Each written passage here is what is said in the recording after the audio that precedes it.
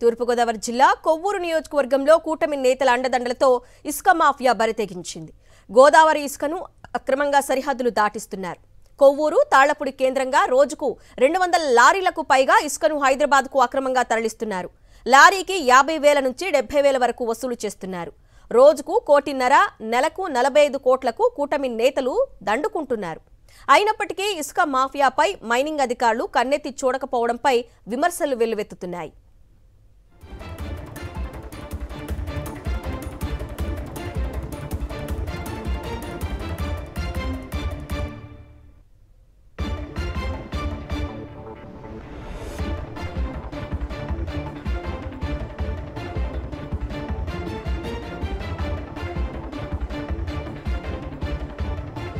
తూర్పుగోదావరి జిల్లా కొవ్వూరు నియోజకవర్గంలో కూటమి నేతల అండదండలతో ఇసుక మాఫియా బరితెగించింది. గోదావరి ఇసుకను అక్రమంగా సరిహద్దులు దాటిస్తున్నారు. కొవ్వూరు తాళ్లపూడి కేంద్రంగా రోజుకు 200 లారీలకు పైగా ఇసుకను హైదరాబాద్కు అక్రమంగా తరలిస్తున్నారు. లారీకి 50,000 నుంచి 70,000 వరకు వసూలు చేస్తున్నారు. రోజుకు 1,50,00,000, నెలకు 45 కోట్లకు కూటమి నేతలు దండుకుంటున్నారు.